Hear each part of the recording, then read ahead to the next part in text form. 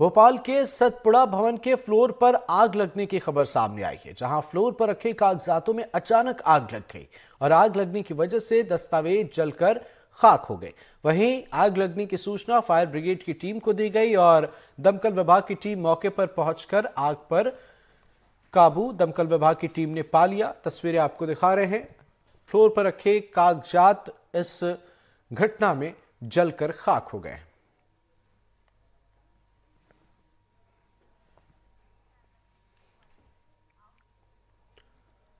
ग्वालियर में पैसों के लेन देन को लेकर हुए झगड़े के बाद फायरिंग में एक युवक को गोली लग गई। घायल युवक को अस्पताल में भर्ती कराया गया। डबरा सिटी क्षेत्र का यह मामला है। फिलहाल पुलिस आरोपी की तलाश में जुटी है। अस्पताल से सूचना प्राप्त हुई थी, उस पर से डबरा पुलिस हॉस्पिटल गई थी। वहाँ पे एक घायल था सत्यम रावत, उसके पैर में गोली लगी हुई थी। उसने रिपोर्ट दर्ज कराई कि बल्ला के डेरे में केपी रावत के मकान में किराए से रहते हैं, उसके साथ में अन्य 4-5 साथी भी रहते हैं। तो पैसे के लेन देन की बात पे से कल विवाद हुआ और उस बात पर से जो है उसके एक साथी ने उसके ऊपर कट्टा चला दिया। तो उसके पैर में जान से मारने की नीयत से तो उसके पैर में गोली लगी। उसकी रिपोर्ट से जो है गणेशा रावत व अन्य 3 के विरुद्ध धारा 307-34 का अपराध पंजीबद्ध किया गया और प्रकरण में विवेचना में लिया गया। शहडोल में अवैध रेत उत्खनन पर कार्रवाई करने गए खनिज विभाग की टीम से विवाद करने वाले ट्रैक्टर ड्राइवर को पुलिस ने गिरफ्तार कर लिया। साथ ही ड्राइवर को गिरफ्तार किया और ट्रैक्टर को विभाग ने जब्त कर लिया। दरअसल खनिज विभाग की टीम एक दिन पहले रात में शहडोल के बरेली में अवैध रेत उत्खनन पर कार्रवाई के लिए पहुंची थी। इस दौरान एक खनिज विभाग की टीम ने ट्रैक्टर को जब्त किया। इस बीच ट्रैक्टर ड्राइवर और कुछ ग्रामीणों ने विवाद कर ट्रैक्टर को छुड़वा लिया। खनिज विभाग ने मामले को लेकर गोहपारू थाने में रिपोर्ट दर्ज कराया है।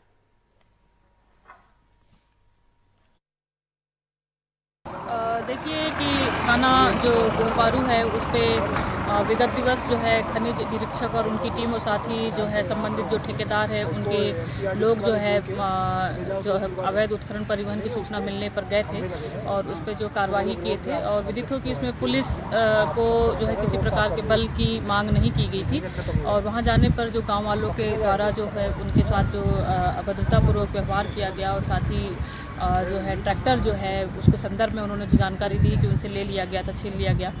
तो उस संदर्भ में जो खनिज निरीक्षक ने जो आवेदन प्रस्तुत किया था उस आधार पर जो है थाना गोहपारू में अपराध पंजीबद्ध किया गया और साथ ही जो अवैध जो ट्रैक्टर का परिवहन उत्खनन करने वाला उन्होंने बताया था उसकी और चालक की जो है गिरफ्तारी इसमें कर ली गई है। लंबे समय से शिकायत प्राप्त हो रही थी कि वहाँ से रेत का उत्खनन परिवहन रात्रि के दौरान किया जाता है। मेरे द्वारा 2 टीम बना करके एक टीम में मैं खुद था और एक टीम में मेरे इंस्पेक्टर थे। 2 अलग अलग टीम बना करके हम लोग मौके पर पहुंचे। तो एक टीम के द्वारा जो है वाहन को रोक करके जांच की जा रही थी कि लीगल है या इलीगल है। तो उसी दौरान जो है बरेली में कुछ ग्रामीण लोग आ गए जिसमें वाहन चालक भी था और उनके द्वारा वाहनों पे डंडे और पत्थरों से मारपीट किया और वाहन को भगा करके ले गए। हमारे द्वारा इनके जो ग्रामीण लोग थे और वाहन मालिक हैं उनके विरुद्ध गोहपारू थाना में जो है प्राथमिकी दर्ज कराया गया है और उसमें कार्रवाई जारी है। कहाँ से उत्खनन कर रहे थे सर, ये जान रहे? ये बरेली के पास है, नदी है, वहाँ से लोकल स्थानीय नाला है उससे निकाल रहे थे। खबर ग्वालियर से है, जहां मेडिकल नली लगी हालत में शिकायत के लिए महिला पहुंची एसएसपी कार्यालय और यहां पर कार्यालय पहुंचकर महिला ने शिकायत दर्ज कराई। महिला ने ससुराल पक्ष पर आरोप लगाए। दहेज की मांग और टॉयलेट क्लीनर पिलाने का आरोप है। ग्वालियर के एसएसपी कार्यालय में चल रही जन सुनवाई में हड़कंप मच गया जब युवती मेडिकल नली लगी हुई स्थिति में कार्यालय पहुंची। अफसरों ने फटाफट उसकी बात सुनी। युवती ने कहा कि दहेज की मांग को लेकर ससुराल वाले पहले उसे मारपीट करते हैं और फिर टॉयलेट क्लीनर एसिड पिला दिया गया है उसे। युवती ने अफसरों को बताया कि वो झांसी गई थी तो उसके पति ने गेट नहीं खोला, जिसके बाद ग्वालियर लौटकर पड़ाव थाने आई और सारी घटना बताने के बाद भी एफआईआर नहीं लिखी गई। फिलहाल डीएसपी किरण अहिरवार ने युवती की पूरी बात सुनी और फौरन एफआईआर दर्ज करने के मामले में निर्देश दिए।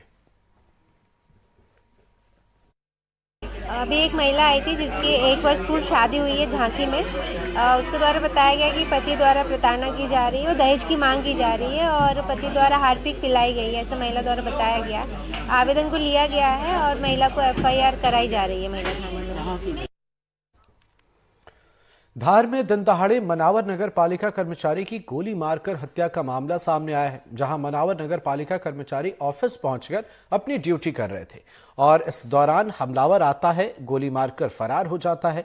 गोली लगने से कर्मचारी घायल हो गए, जिन्हें अस्पताल ले जाया गया, जहां इलाज के दौरान कर्मचारी की मौत हो गई। वहीं गोली चलने से मौके पर अफरा तफरी मच गई और पुलिस भी तुरंत मौके पर पहुंच गई। कड़ी मशक्कत के बाद पुलिस ने आरोपी को गिरफ्तार कर लिया है। मनावर में करीब 12 बजे के आसपास उनका जो नगर पालिका परिषद है उनका आवक जावक कक्ष है, वहाँ पर मिस्टर छोटू त्रिवेदी जो कि जन संसाधन और विद्युत प्रभारी हैं, वो अपने 1-2 और साथी कर्मचारियों के साथ बैठे हुए थे। अचानक से कोई व्यक्ति आया जिसने उनको गोली मार दी। उनकी कुछ बातचीत भी हुई जैसा कि साक्षियों ने बताया, और गोली मार के भाग गया वहाँ से। जैसी सूचना कंट्रोल रूम के माध्यम से और भी वहाँ के जो लोग हैं उनके माध्यम से अंडर डायल को प्राप्त हुई। तत्काल मौके पे एसडीओपी मनावर, टीआई मनावर और उनकी पूरी टीम वहाँ पर पहुँची। फिर बाद में साइबर भी वहाँ पहुँची। उन्होंने लोगों से पूछताछ करी, पूरे शहर में घेराबंदी की गई और संभावित लोगों के बारे में पता कराया गया।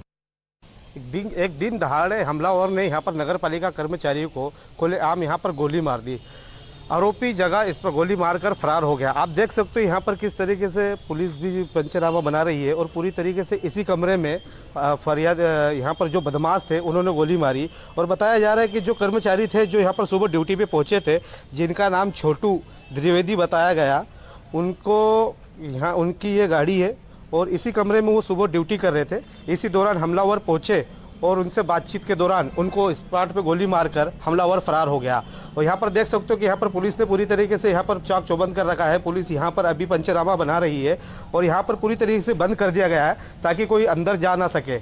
हम बताना चाहेंगे कि कैमरा साथी से कहूँगा थोड़ा उधर दिखाएं, ये वही कमरा है जो हमलावर यहाँ पर पहुँचे थे और यहाँ पर दिन दहाड़े बदमाश ने एक नगर पालिका कर्मचारी को गोली मारकर फरार हो गया।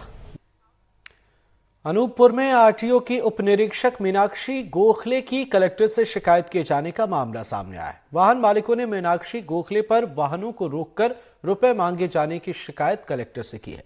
शिकायत में आरोप है कि आरटीओ उप निरीक्षक रेत वाली गाड़ियां रुकवाकर ओवरलोडेड होने के नाम पर रुपयों की मांग करती हैं, जिसे लेकर कई वाहन मालिक कलेक्ट्रेट पहुंचे और डीएम से मामले की शिकायत की। 5-5 हजार रुपए लेके गाड़ी छोड़े हमारे सामने। इंदौर में छापामार कार्रवाई में नकली डीजल बेचने का मामला उजागर हुआ है। दरअसल खाद्य विभाग और क्राइम ब्रांच की टीम ने छापामार कार्रवाई की, जिसमें 15,000 लीटर से अधिक केमिकल युक्त नकली डीजल बरामद हुए हैं। नकली डीजल बेचने को लेकर पेट्रोल पंप को सील कर दिया गया। इसके साथ ही खाद्य विभाग ने 2015-16 में भी पेट्रोल पंप की सारी मान्यताएं निरस्त कर दी थी, जिसके बाद पीतमपुर में लाकर अवैध रूप से इस पेट्रोल पंप को संचालित कर पेट्रोल और डीजल बेचा जा रहा है। वहीं एक बार फिर से पेट्रोल पंप को सील करने के बाद मामले में कार्रवाई की जा रही है।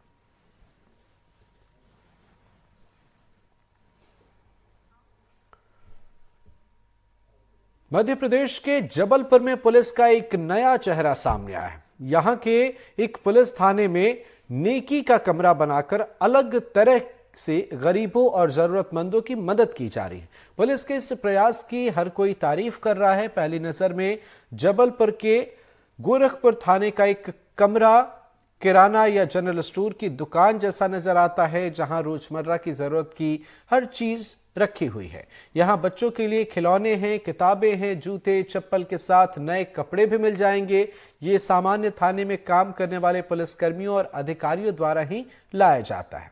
इनके परिवार में जब भी कोई अच्छा काम, कोई शुभ कार्य होता है तो वे बाहर पार्टी न करके इस नेकी की दीवार के लिए सामान लाते हैं। इस पहल के माध्यम से लोगों का पुलिस के प्रति नजरिया भी बेहतर हो रहा है, बदल रहा है।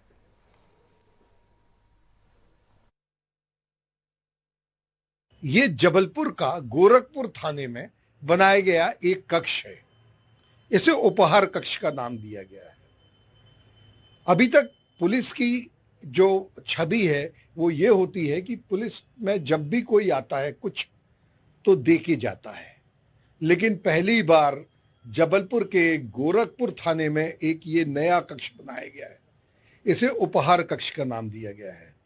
इसमें जो कोई भी आएगा उसको जो कुछ भी आवश्यकता है वो अपने साथ लेके चला जाएगा।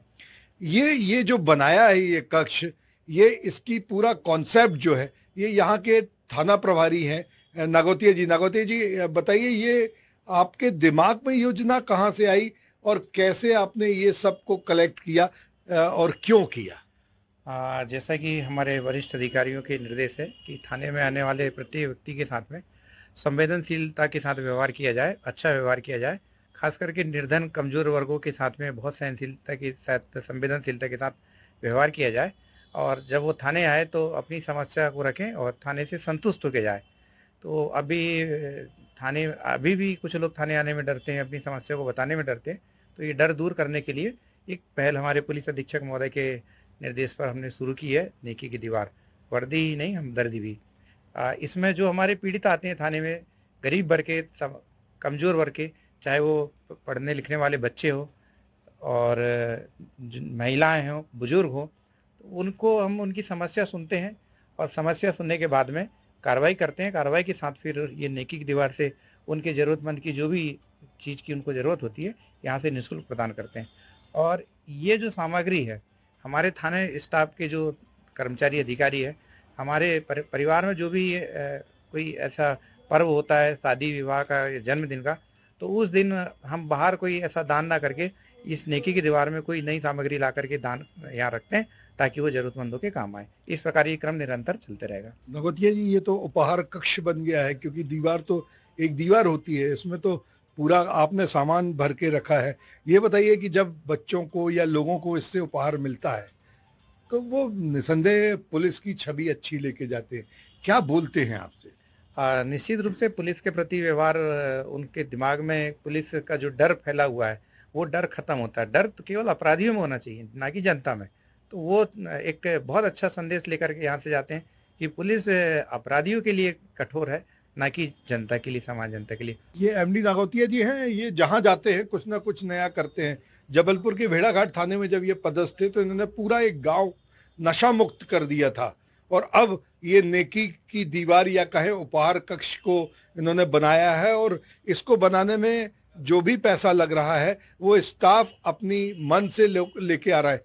ये एक बच्चा आया था, तुम्हें जो लगे वो ले सकते हो, देख लो तुम्हारे काम का क्या है, क्योंकि ऐसी चीज मत ले जाना जो वेस्ट हो। तो इस तरह जिसके लिए जो आवश्यक है, इस बेटी के लिए ऐसा लग रहा है कि इसको इन चीज़ों में से चप्पल की आवश्यकता है, तो ये अपने नाप की चप्पल देख रही है और ये चप्पल लेकर जाएगी। ठीक है, ये बिल्कुल इसके नाप की है। और क्या चाहिए बेटा आपको? ये कंबल ले सकते हो ठंड में, ये ले लो।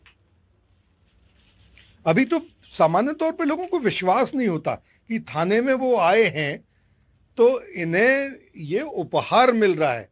जैसे ये जो आई है बेटी, इसको भी देखकर अभी इसको विश्वास नहीं हो रहा है कि थाने में ये आई थी तो इसको उपहार मिल रहा है।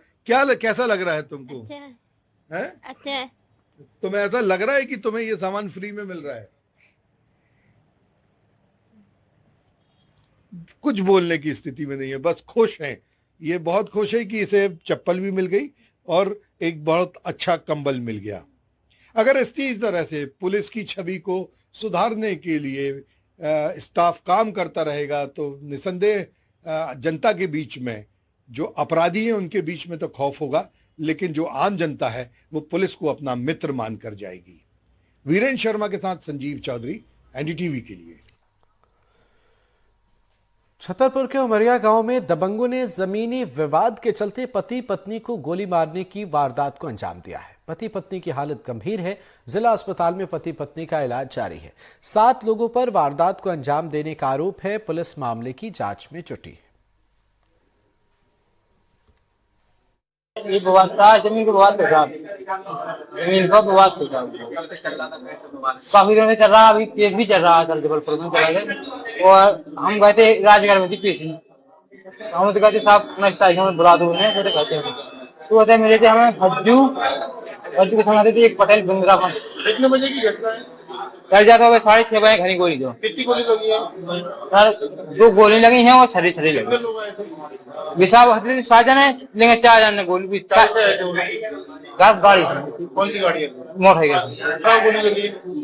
सर पीठ में लगी, पैर में लगी और इस हाथ में लगी और इस हाथ में भी लगी। किसी को पहचानते हैं आप? सर 4 लोगों को पहचाना है मैंने, 3 लोगों को नहीं पहचाना।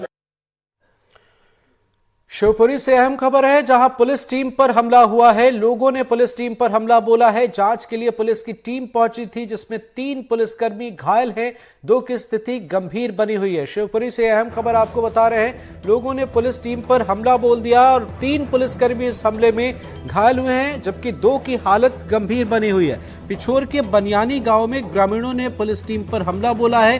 सीएम हेल्पलाइन की जांच करने के लिए पुलिस की टीम यहां पर पहुंची थी। इस घटना में 3 पुलिसकर्मी घायल हुए हैं। सहयोगी अतुल गौड़ हमारे साथ फोन लाइन पर जुड़े हुए हैं।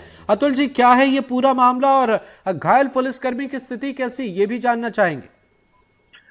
जी अमृत, देखिए सबसे पहले मैं आपको ये बता दूं कि घायल पुलिस कर्मियों की जो स्थिति है उनमें से एक की हालत जो है गंभीर बताई जाती है। उसके पीठ में कुल्हाड़ी लगी थी और उससे बहुत ज्यादा ब्लीडिंग होने के कारण अस्पताल से शिवपुरी जिला अस्पताल में रेफर कर दिया गया, जहां चिकित्सक उसके उपचार की व्यवस्था कर रहे हैं और संभवतः उसकी अगर उपचार की व्यवस्था की ज्यादा जरूरत पड़ेगी तो उसे ग्वालियर रेफर किया जाएगा, ऐसी चिकित्सकों का कहना है। और दूसरी की जो चोट है वो सामान्य है, उसे क्योर कर लिया गया है और उसकी प्राथमिक जो उपचार के बाद में उसे और जो ट्रीटमेंट देने वो लगातार दिए जा रहे हैं। ये मामला जो है पिछोर तहसील के अंतर्गत जो मायापुर थाना आता है वहां से सामने आया। पुलिस टीम एक 181 जो मुख्यमंत्री शिकायत योजना के तहत चलाई जाती है उसके तहत शिकायत दर्ज थी। उस शिकायत का जांच पड़ताल करने के लिए बनियानी गांव में पहुंचे थे। बनियानी गांव में पहुंचने के बाद में उन्होंने जांच पड़ताल शुरू की, तो इस दौरान उनके ऊपर परिवार के जनों ने हमला बोल दिया और उस दौरान जो है उनमें कुल्हाड़ी, लाठी और इस तरह से हमला करने के बाद में पुलिसकर्मी घायल हो गए। हालांकि इसमें जो आरोपी हैं उनका ये कहना है कि पुलिस हम पर शिकायत को वापस लेने का दबाव बना रही थी। ये सारी चीजें पुलिस के इन्वेस्टिगेशन में है, पुलिस इस पर पड़ताल कर रही है। लेकिन जो आरोपी बनाए गए हैं उनके खिलाफ पुलिस ने बलवा और अन्य धाराओं के साथ करीबन 9 धाराएं लगाई हैं और उनकी तलाश की जा रही है। वो बताए जाते हैं कि तत्काल घटना को अंजाम देने के बाद में गाँव छोड़ करके पूरे परिवार के साथ फरार हो गए। जी अमृत। अतुल, ये घटना प्रशासन की शाख पर सवाल खड़े कर रहे हैं। जी बिल्कुल, निश्चित तौर पर ये प्रशासन की साख पर सवाल खड़े कर रहे हैं और जिस तरह से इसमें जो मामला आया है, जैसे ग्रामीणों ने जो आरोप लगाया कि पुलिस हम पर शिकायत वापस लेने का दबाव बना रही थी और पुलिस का कहना है कि हम तो शिकायत की जांच पड़ताल करने के लिए मौके पर पहुंचे थे, लेकिन वो लोग हमलावर हो गए और उन्होंने अचानक हमला बोल दिया।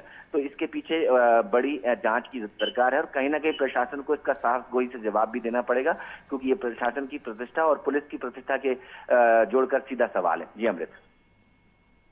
बिल्कुल, ये मामला, ये आरोप प्रत्यारोप एक तरफ, लेकिन प्रशासन पर हमला बोल दिया जाना ये अपने आप में एक बड़ी समस्या है। आला अधिकारियों को मामले पर संज्ञान लेने की जरूरत है। अतुल, बहुत बहुत शुक्रिया, नजर बनाए रखिएगा, आगे भी आपसे अपडेट लेंगे। चलिए अब सियासी गलियारे की कुछ खास खबरों से आपको रूबरू कराते हैं। राहुल गांधी की भारत जोड़ो न्याय यात्रा की तैयारियों का जायजा लेने मध्य प्रदेश के पूर्व मुख्यमंत्री दिग्विजय सिंह गुना लोकसभा के 2 दिवसीय दौरे पर हैं। इस दौरान दिग्विजय सिंह ने बमोरी, राघवगढ़ और चाचौड़ा में कार्यकर्ताओं को संबोधित किया। दिग्विजय सिंह ने उनसे पूछा गया कि अगर सिंधिया बीजेपी से गुना से चुनाव लड़ते तो क्या वे गुना से चुनाव लड़ेंगे। इसमें दिग्विजय सिंह ने कहा कि पार्टी जहां से कहेगी वहां से चुनाव लड़ूंगा। लेकिन जिस मंच पे आप बैठे थे उसके पोस्टर में कमलनाथ जी गायब थे। मैं खुद गायब नहीं, आपके बूथ सर, अगर गुना लोकसभा से चुनाव लड़ते तो आप चुनाव लड़ेंगे? मैं वही करूंगा जो मुझको पार्टी कहेगी। ये आप एक बार बोल चुके हैं, जो पार्टी कहेगी उसका पालन करूंगा। मैंने किस संदर्भ में कहा था पहले? कांग्रेस मुख्यालय भोपाल में राहुल गांधी की भारत जोड़ो न्याय यात्रा को लेकर बैठक का आयोजन किया गया। इस दौरान कई लोकसभा के दावेदार भी कांग्रेस दफ्तर पहुंचे और कांग्रेस के बड़े नेताओं से मिलकर अपनी दावेदारी पेश की। भोपाल लोकसभा सीट के लिए कांग्रेस महासचिव जितेंद्र सिंह ने जहां अपनी दावेदारी पेश की, तो वहीं ऋचा गोस्वामी ने पार्टी के वरिष्ठ नेताओं से मुलाकात कर भोपाल लोकसभा सीट पर अपनी दावेदारी पेश की है। हमारे वरिष्ठ, हमारे साथी जो तय करेंगे, ऊपर दिल्ली में वो तय हो जाएगा और उनको टिकट मिलेगा। मांग में रहा हूँ, लगातार मैं जमीनी उसमें काम करता रहा हूँ और आज भी हमारे साथ कार्यकारी अध्यक्ष जिला के और जनपद सदस्य, पूर्व जनपद सदस्य, एससी समाज के लोग सब ये साथ में। हमारा सिर्फ इतना ही कहना है कि आम जो कार्यकर्ता है उसकी आवाज सुनी जाए और निश्चित तौर में वरिष्ठ कांग्रेस जो हैं, हमारे वरिष्ठ नेता लोग वो सुनेंगे और उनका आशीर्वाद प्राप्त होगा। मैंने अपना बायोडाटा दिया है। मैं कांग्रेस के लिए एक समर्पित कार्यकर्ता के तौर से काम कर रही हूँ। वर्तमान में 2 वर्षों से मध्य प्रदेश कांग्रेस धर्म एवं उत्सव प्रकोष्ठ के लिए कार्यरत हूँ और मैं जो अभी धर्म की अव्यवस्थाएं निरंतर भाजपा के द्वारा देख रही हूँ, उसी को देख करके मैं अपनी दावेदारी पेश कर रही हूँ।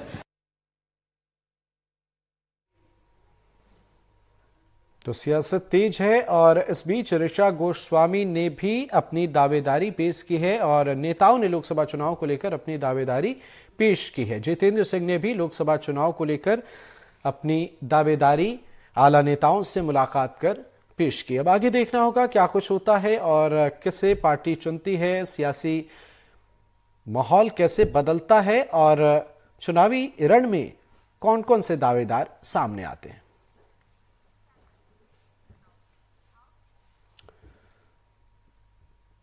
केंद्रीय मोटरयान नियम में वीआईपी कल्चर को खत्म करने के लिए लाल बत्ती और हूटर लगाना प्रतिबंधित किया गया था। लाल बत्ती तो हट गई, लेकिन वीआईपी की पहचान अब हूटर ने ले ली। नियमों के विरुद्ध माननीयों की गाड़ियों में लगे हूटर पर एनडीटीवी की मुहिम हूटर हटाओ में हमारे संवाददाताओं ने नेताओं से पूछे हैं सवाल। देखिए एनडीटीवी की मुहिम हूटर हटाओ। आपकी भी गाड़ी में हूटर लगा हुआ है? ये लाल बत्ती नहीं है, हूटर हाँ, है। हूटर भी प्रतिबंधित है? हाँ, सब लगाया है। अच्छा, सभी लगाए हैं? हाँ। अच्छा, सभी लगाए हैं इसलिए आपने भी लगाया है? हाँ, लगा लिए हैं। अगर सब हटा देंगे तो? नियम आएगा, आदेश आगे निकाल देंगे। अच्छा, आदेश तो पहले से सुप्रीम कोर्ट का अब मेरे को नॉलेज नहीं। अच्छा, उसकी जानकारी नहीं है? नहीं। जानकारी होगी तो निकाल देंगे। आपकी गाड़ी में हूटर लगा तो यूज करते हैं उसका? ये गाड़ी तो अब सरकारी ही, मेरी गाड़ी है नहीं। ये वीआईपी कल्चर में नहीं आता है जी। क्या है कि आवश्यकता पड़ने पर कहीं पे अगर विशेष रूप से कोई मान लीजिए स्थिति परिस्थिति ऐसी आती है तो हूटर चालू कर सकते हैं। मैंने अपने जो पायलट फॉलो गाड़ियों में भी अपने विधानसभा क्षेत्र में पूरी तरह से हूटर बजाना प्रतिबंधित कर दिया हूँ। लगना चाहिए, विधायक है, एमएलए है तो हूटर लगना चाहिए। अच्छा, मतलब दूर से पता आना चाहिए, पता चलना चाहिए। है सुप्रीम कोर्ट का कि एक विधायक हो या इनको देखो उसको जब ऊपर के हूटर को देखते ना तो हमारे अपन क्षेत्र में जाता ना तो हाँ। छोटे से लड़का भी जानते कि हमारे विधायक आते हैं। तो अगर मान लो ऐसा कोई छत्तीसगढ़ सरकार पास करती है कि हूटर भी हटाना है तो हटा लेंगे? विरोध कर कावर हटेंगे। आपकी भी गाड़ी में लगा हुआ है? देखिए, तो अभी जानकारी उतना नहीं है, नए नए हैं हम लोग भी सर। अच्छा। क्षेत्र में जनता देखते हैं तो लगता है कि कोई वीआईपी गाड़ी आया है। अच्छा, वीआईपी गाड़ी आया है। हूटर भी लगाना प्रतिबंधित है और आपकी गाड़ी में लगा है? कहाँ प्रतिबंधित है? हूटर लगाना तो प्रतिबंधित नहीं। नहीं, सुप्रीम कोर्ट का भी एक वर्डिक्ट कहाँ है है? कि हूटर का भी कोई ऐसा आया नहीं है। अब जब हूटर का आ जाएगा तो भी बंद हो जाएगा।